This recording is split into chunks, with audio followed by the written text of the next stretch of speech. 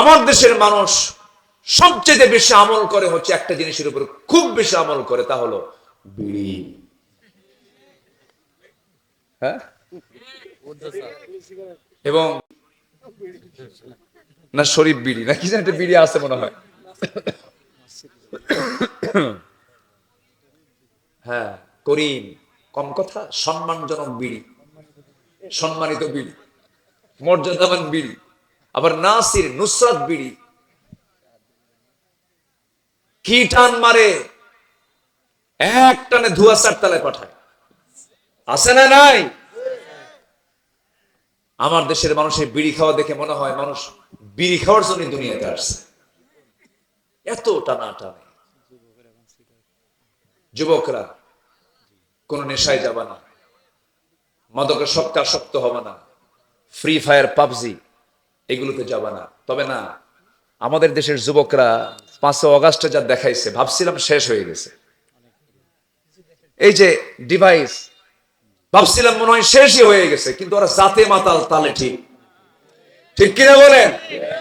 জাতে মাতাল তালে ঠিক, একদম জায়গা মতো গেছে।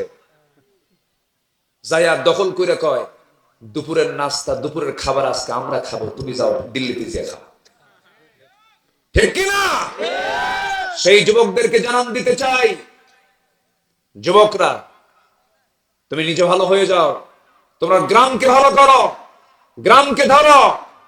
গ্রামের কোন কোন মহিলা বেগানা যারা বোরকা পরে না তাদেরকে বলো গ্রামের কোন নোংরা পরিবেশ আমরা দেখতে চাই না।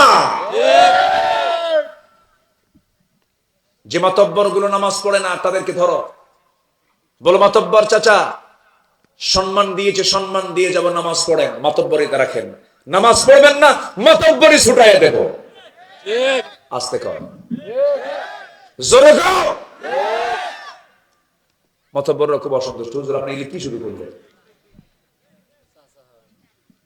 চাচা হয়, আপনি নামাজ পড়বেন না, আপনি কিসের নেতৃত্ব দিবেন?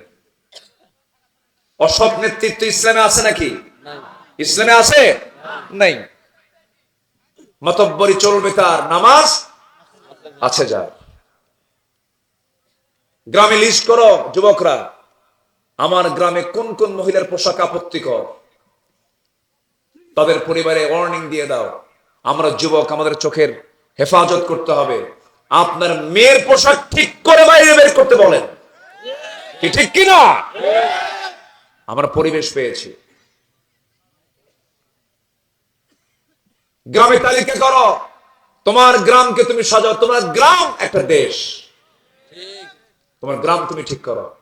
তোমার গ্রামে কে কে নামাজ পড়ে না তাদের তালিকা করো, দাওয়াতি কাজ করো, নামাজের জন্য মসজিদে নিয়ে আসো। ফজরের মুসল্লি, আমার দেশে এখন ফজরের মুসল্লি 4 জন বুড়া। 4 জন কি? বুড়া। 4 জন বুড়ার খবর নিলে যখন বলে চাচা আপনার মসজিদে আসছেন কেন? বাবা বুড়ি মরে গেছে, বুড়ি মরে গেছে, এখন কি করবো, থেকে তো লাভ নাই। যাদের বউ আছে তারা কেউ আসে না, আমার সঙ্গী নাই, আমি কি করবো, আমি আমার মসজিদে এসে বসে থাকি। আমরা অকেজো মসজিদ দেখতে চাই না, আমরা আবাদওয়ালা মসজিদ দেখতে চাই। 5 ওয়াক্ত নামাজ কারা কারা পড়বেন আজকে থেকে, ছাড়বেন না, দুহাত উঁচু করে দেখান দেখি ইনশাআল্লাহ।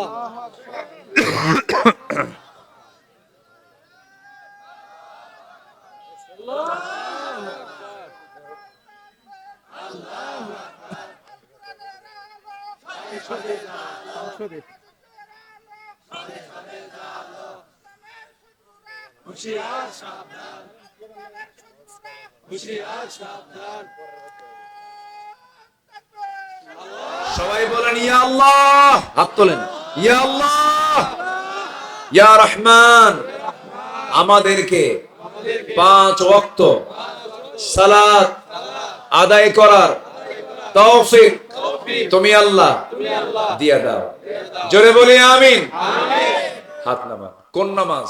যে নামাজ পড়েছেন মুহাম্মদ সাল্লাল্লাহু আলাইহি ওয়াসাল্লাম। বুঝে নামাজ না না বুঝে নামাজ? বুঝে নামাজ। ওই লোকের মতো নামাজ পড়লে হবে না। এক লোকের বাড়ি হলো মসজিদের সাথে, হিন্দু, প্রত্যেক দিন মসজিদের সামনে দিয়ে যায় আর একটা আওয়াজ শুনে সামি আল্লাহু লিমান হামিদা। হিন্দুর চিন্তা হলো মনে হয় ইমাম সাহেবের কোনো মেয়ের নাম আছে হামিদা, এত ঘন ঘন এক মহিলার নামে দোয়া পড়ে কেন? সন্দেহ জাগলো, প্রত্যেকদিন হামিদা হামিদা করে। তার এক প্রতিবেশী মুসলমান তাকে ডাক দিয়ে বললো, ভাই তোমার ইমামের হলো কি? তুমিও তো নামাজ পড়ো, তুমিও তো মুসলমান, এত হামিদা হামিদা রহিমা করিমা নাই কে? ভাই ভালোই তো একটা চিন্তা করছো তুমি, কিন্তু আমি 25 বছর যাবৎ বা জামাতের সাথে আমি 5 ওয়াক্ত নামাজ পড়ি, কিন্তু হামিদা মেয়েটা কার মেয়ে আমি জানি না। তাহলে এখন বলেন তো, ওই হিন্দুর চিন্তা আর এই মুসল্লির চিন্তার মধ্যে কোনো তফাৎ আছে? তো এরকম এরকম মুসল্লি কিছু আমার দেশে আছে যারা নামাজ পড়ে দুনিয়ার তৈরি করা দলের রাজনীতি করে, আছে না নাই? নামাজ পড়ে সুদের কারবার করে, নামাজ পড়ে মদের বোতল নিয়ে বসে থাকে, আছে না নাই? বলেন তো আছে না নাই? ও নামাজ বোঝে? ও কি নামাজ বোঝে? যে নামাজ বুঝবে সে কখনো এই সমস্ত কাজের সাথে সম্পৃক্ত হবে না। দল করতে হবে কার? আল্লাহর। আসতে বলবে না, দল করতে হবে কার? আল্লাহর দল। দুনিয়ার কোন দল করা যাবে না। দুনিয়ার দল মানে সন্ত্রাসী, দুনিয়ার দল মানে হলো চাঁদাবাজি, দুনিয়ার দল মানে হলো বিপর্যয় সৃষ্টি করা, লানত পড়ে যাবে। সাথে আল্লাহ পাক ওই আয়াতের মধ্যে, সূরা মুহাম্মাদের সেই আয়াতের মধ্যে বলে দিলেন, যারা আত্মীয়তার বন্ধন যারা ছিন্ন করবে তারা আল্লাহর লানত পড়বে তাদের উপরে। আসেন দোয়া করে দিই, দোয়া করে দিই। তো লোকগুলো ওঠে কেন যে 2-1 করে ওঠে?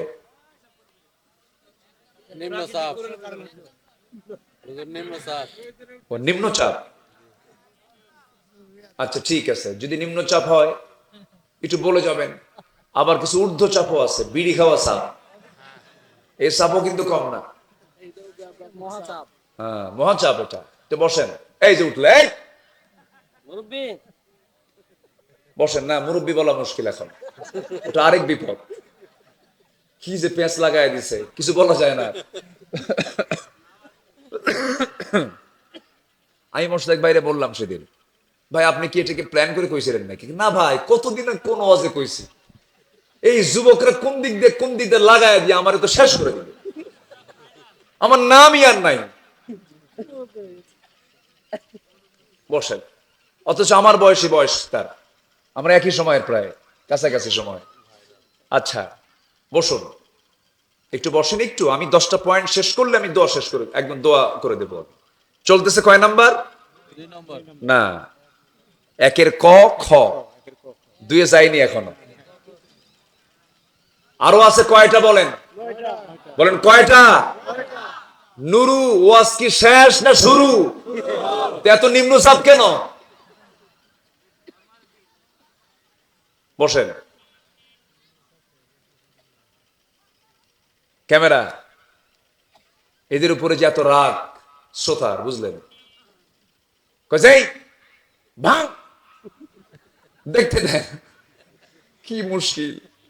এরা থাকে টেনশন, আল্লাহ আমার জানও যাবে মালও যাবে, কিন্তু এরা কি কম কষ্ট করে? কত কষ্ট করে আসছে এরা, রেকর্ড গুলো কইরা আগামীকালকে সব আপলোড দিয়ে দেবে, গোটা পৃথিবীতে কোটি কোটি মানুষ এগুলো দেখবে। সবই তো ঠিক, আবার ধমক মারেন কেন? বোঝে না, এজন্য বলে আল্লাহ তুমি তাদের সকল কাজের বারাকা তুমি আল্লাহ দিয়ে দাও। জোরে বলি আমিন।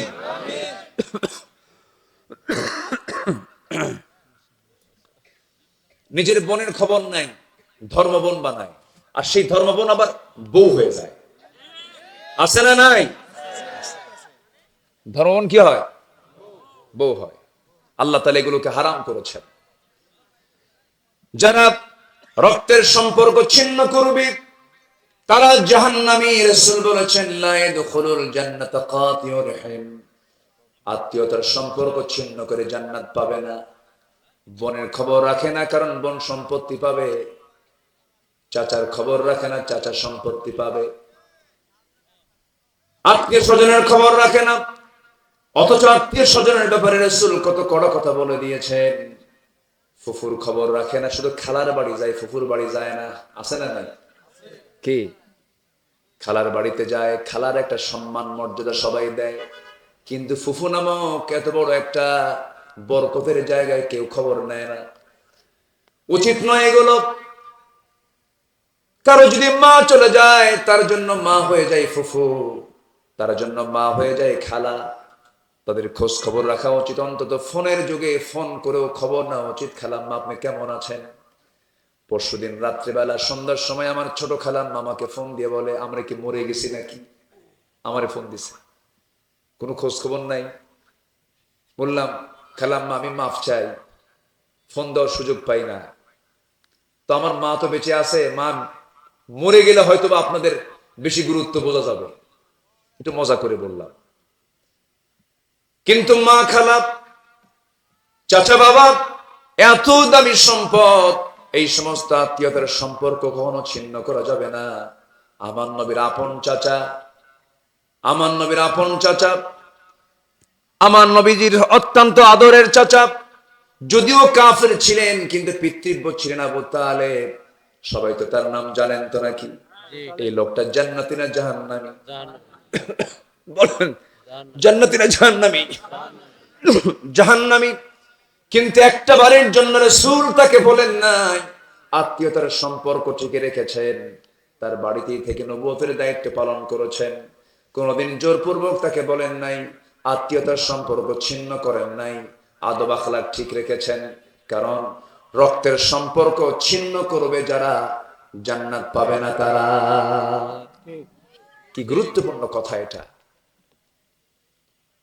মার সঙ্গে কথা বলে না এক যুগ, এমন সন্তানও আছে।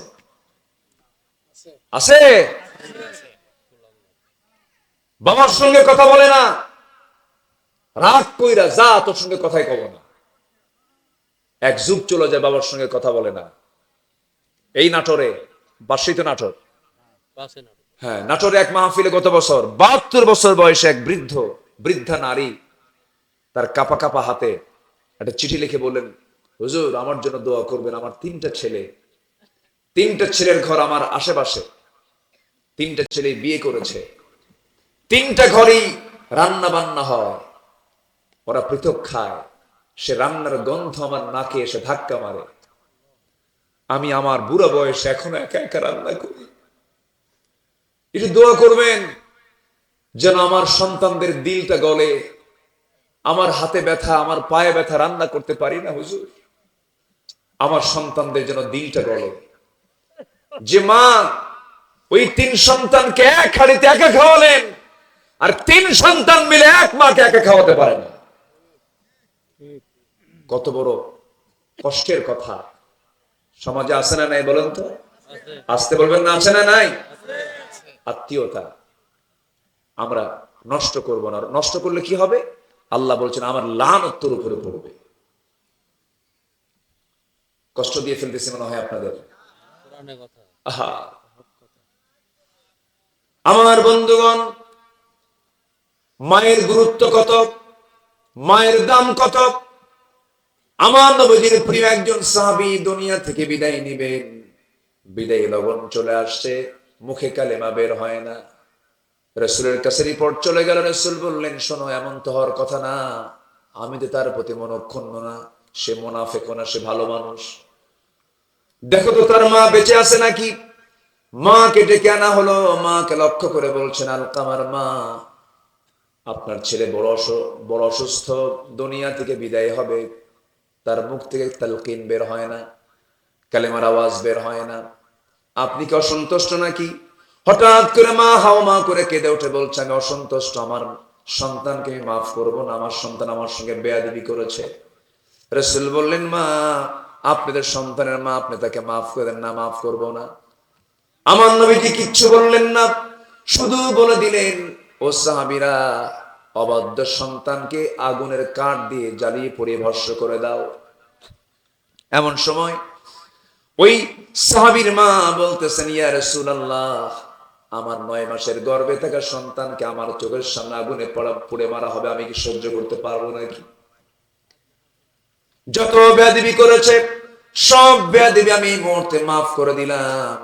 সঙ্গে সঙ্গে সন্তানের মুখ থেকে বের হচ্ছে, আশহাদু আল্লা ইলাহা ইল্লাল্লাহু ওয়াহদাহু লা শারীকা লাহ আমার বন্ধুগণ, এই জন্য সকল আত্মীয়তার সম্পর্ক রক্ষা করা সুন্নত, নফল না ফরজ? জোরে কন, জোরে কন, জোরে কন। আত্মীয়তা রক্ষা করা ফরজ, ফরজ, ফরজ। লঙ্ঘন করা যাবে না। শেষ করে দেব, সমস্যা নেই, শেষ করব। আমি জানি কষ্ট হচ্ছে, আসেন দোয়া করে দেই। আমিও পারি না। ও বলছে আমি পারি না, ওকে আমরাও ছাড়ি না। দেখছেন বক্তা কি আমি শুধু? সব বলি আলহামদুলিল্লাহ।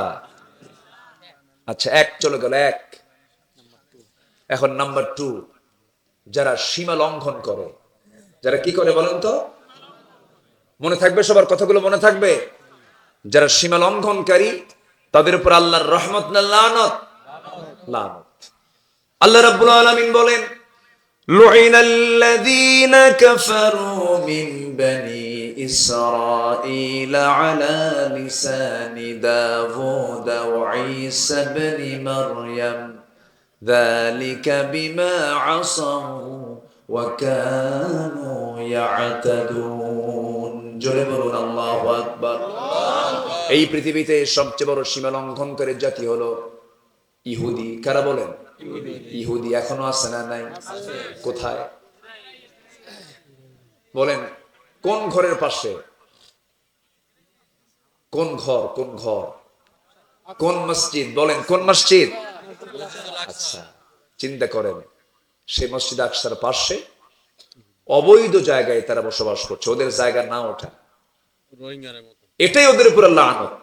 এটা কি লানত না? গোটা পৃথিবীতে ওদের বৈধ কোনো জায়গা নাই, অথচ গোটা পৃথিবীর বিজনেস কন্ট্রোল করে ওরা। কিটক্যাট, বাটা, কোকা কোলা, পেপসি, এই বড় বড় ব্র্যান্ড কোম্পানি সব ওদের। গোটা পৃথিবীর অর্থনীতি নিয়ন্ত্রণ করছে ওরা। হোল কেমিক্যাল ওরা নিয়ন্ত্রণ করে। এমনকি আকাশ পথের যে ট্রাফিক কন্ট্রোল ওগুলো করে। বড় বড় অ্যাপস, সমস্ত অ্যাপস গুলো ওদের নিয়ন্ত্রণে। এত কিছু থাকার পরও নিজের বাড়ি নেই। নিজের কি নেই? ওটা কি বৈধ না অবৈধ?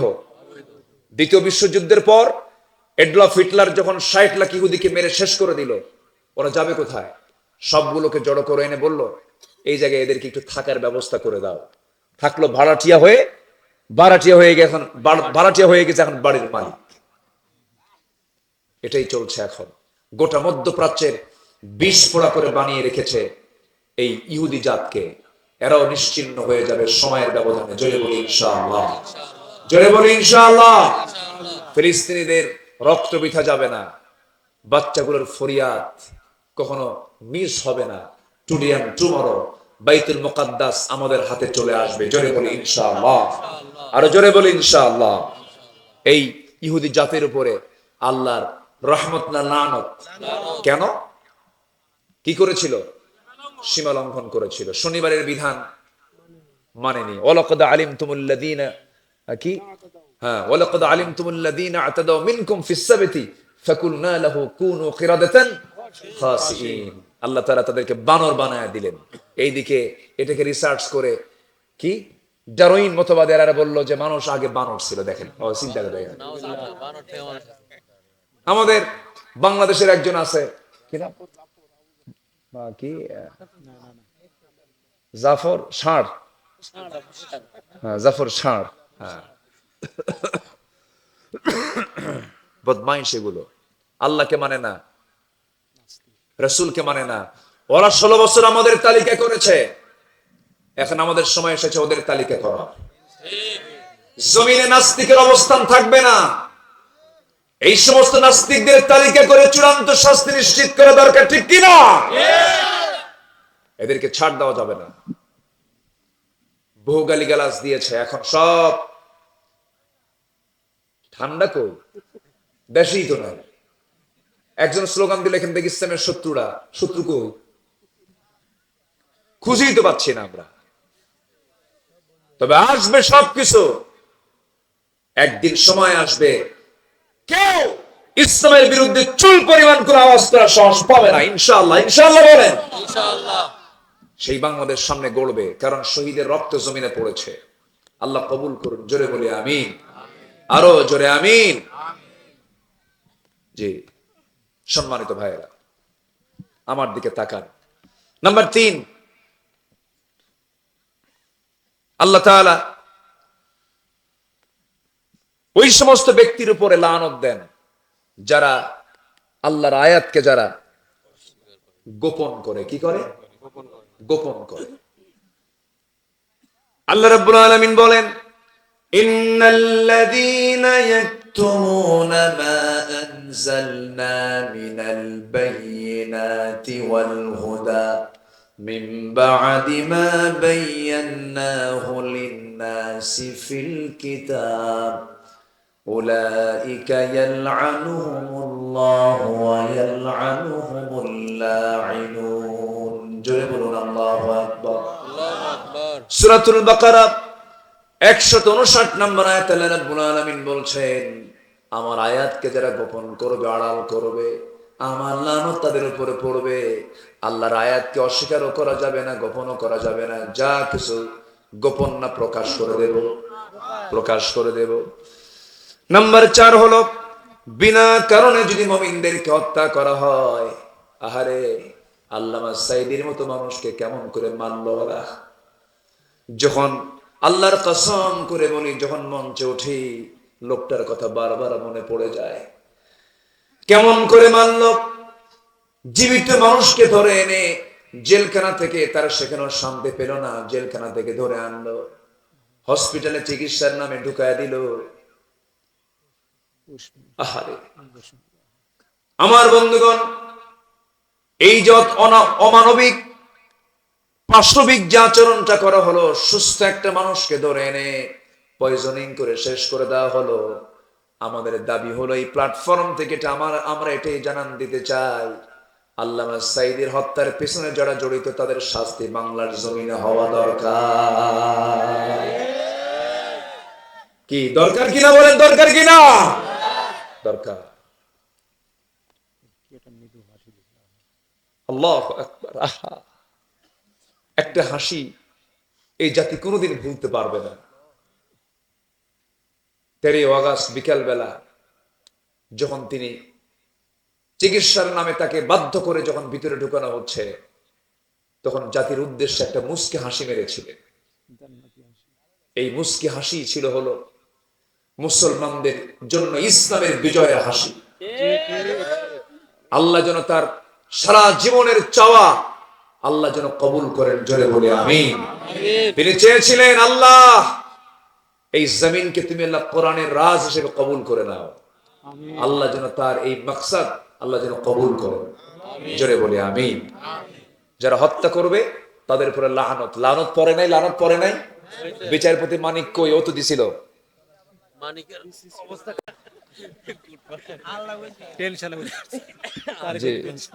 মানে হ্যান্ড ওয়াশ, সাবান পাওয়া যাচ্ছিল না, তখন বলছে এটি কুটপা আছে বা।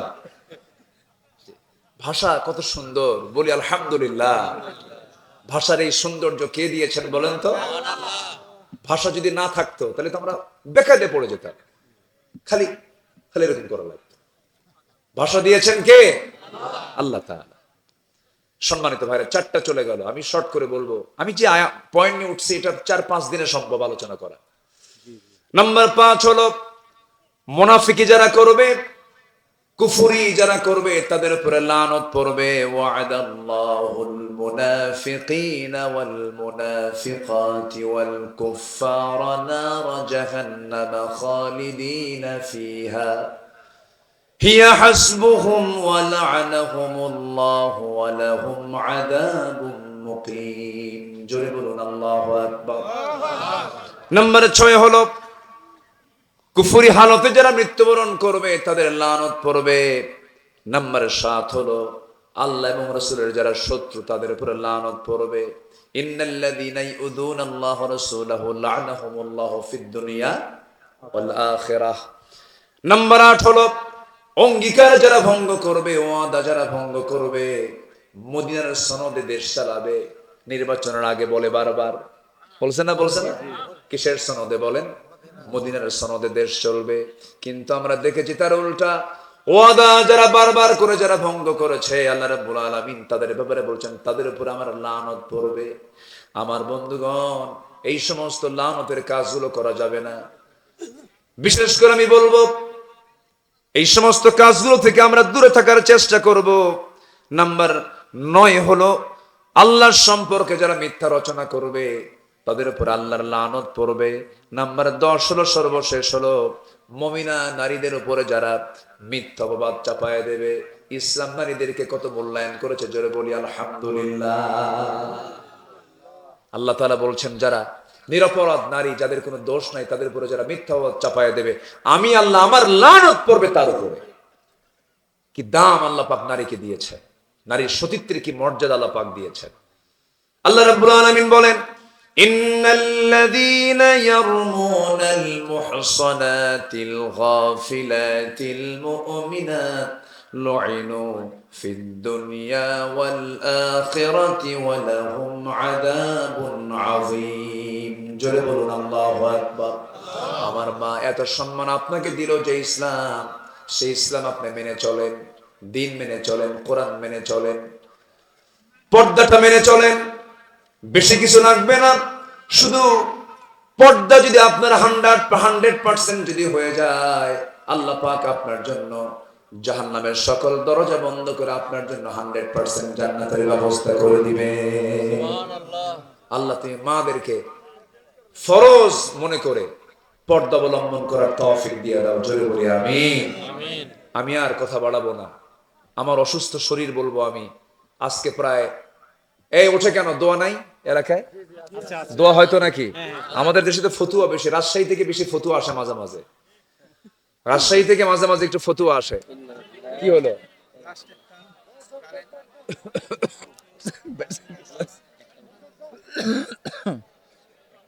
ওই দেখো দেখো লোক যায় কেন, দেখো অন্ধকার তো বসেন বসেন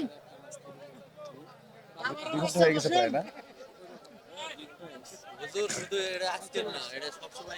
কি কারেন্ট না?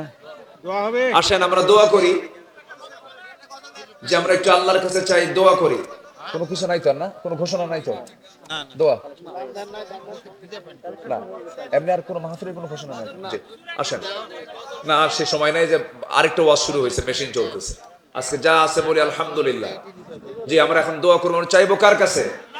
আল্লাহুম্মা আমিন। ربنا ظلمنا أنفسنا وإن لم تغفر لنا وترحمنا لنكونن من الخاسرين ربنا لا تزغ قلوبنا بعد إذ هديتنا وهب لنا من لدنك رحمة إنك أنت الوهاب। গভীর রাত, নিঝুম রাত, ঝিমানো রাত্রিতে চাঁদের মতো হাজারো মুসলমান নরনারী নিয়ে তোমার কালাম থেকে কিছু কথা বলেছি, গুনার বোঝা মাথায় নিয়ে দুটো হাত পেতেছি। আল্লাহ গুনার দিকে নজর দিও না, বান্দা মনে করে তামাম জিন্দেগির গুনাহগুলোকে মাফ করে দাও। জনম দুঃখিনী মা বাপ যারা দুনিয়া থেকে বিদায় নিয়েছেন, জিন্দেগির গুনাহগুলো মাফ করো, কবরগুলোকে জান্নাতের বাগিচা বানায়া দাও। তুমি দোয়া শিখাইয়া দিয়েছো, আওয়াজ দিয়ে দিয়ে ঠোঁট মিলিয়ে মিলে আমার সঙ্গে বলো রব্বিরহামহুমা কামা রব্বায়ানি সগীরা, রব্বিরহামহুমা কামা রব্বায়ানি সগীরা। বিশেষ করে মাহফিলটার আয়োজন করলেন যারা, শোনার জন্য আসলেন যারা কষ্ট করে, বিনিময়ে কিয়ামতের কঠিন ময়দান যেদিন কেউ কাউকে চিনবে না, সেই কঠিন ময়দানে মাহফিল সবার জন্য নাজাতের মাধ্যম তুমি আল্লাহ বানায়া দিও। আজকের মাহফিলের সম্মানিত প্রধান অতিথি মহোদয় জিয়া সাহেব, তিনি দোয়া চেয়েছেন, আল্লাহ তুমি তার নেক মাকসুদকে কবুল করে নাও। অনেক অনেক প্রকার দোয়া চেয়েছেন, যার যা চাওয়া তুমি আল্লাহ পাওয়া করে দাও, যার যে সমস্যা তুমি আল্লাহ সমাধান করে দাও, রোগাক্রান্তিকে রোগ মুক্ত করে দাও, ঋণগ্রস্তকে ঋণ মুক্ত হওয়ার তৌফিক দিয়ে দাও। আয় আল্লাহ তাআলা, দুনিয়া থেকে কোন দিন বিদায় নেব জানি না, ডান হাতে আমলনামা না আসা পর্যন্ত কবর নিও না। তোমার ঘর, তোমার নবীর কবর জিয়ারত না করে মৃত্যু দিও না। কোন দিন দুনিয়া থেকে বিদায় নেব রে, বাবা গেল, মা গেল, কারো ভাই গেল, বোন গেল, কতজন চলে গেল রে। একদিন আমিও দুনিয়া থেকে বিদায় নিয়ে নেব। ও আল্লাহ, ডান হাতে আমলনামা না আসা পর্যন্ত মরণ দিও না। মালাকুল মউত কোন দিন কার দরবারে হাজির হয়ে যায়, যেদিন মরে যাব রে টান মেরে ঘর থেকে বের করে দেবে, জীবনের শেষ গোসলটা হয়ে যাবে, মরামক সব দেখে দেখে চলে যাবে, কবরে শোয়া দেবে, বাঁশ চাপা দেবে, মাটি চাপা দেবে, ওই যে বিদায় দিয়ে দেবে রে, আর কোনোদিন কেউ খোঁজ নিতে যাবে না। 24 ঘন্টা যাবে না, মাথার চুলগুলো খসে খসে পড়বে। 3 দিন যাবে না, চামড়াগুলো গলে গলে পড়বে। 7 দিন যাবে না রে, পেটের নাড়ি ভরে সব চোখ মুখ কান নাক দিয়ে বের হতে থাকবে, কিম্ভূত কিমাকার চেহারা হয়ে যাবে রে। 3 মাস পরে দেখা যাবে কবর যদি খনন করা হয়, কয়েকটা হাড় ছাড়া সব কিছু মাটি খেয়ে ফেলে দিয়েছে। এই তো আমার জীবন।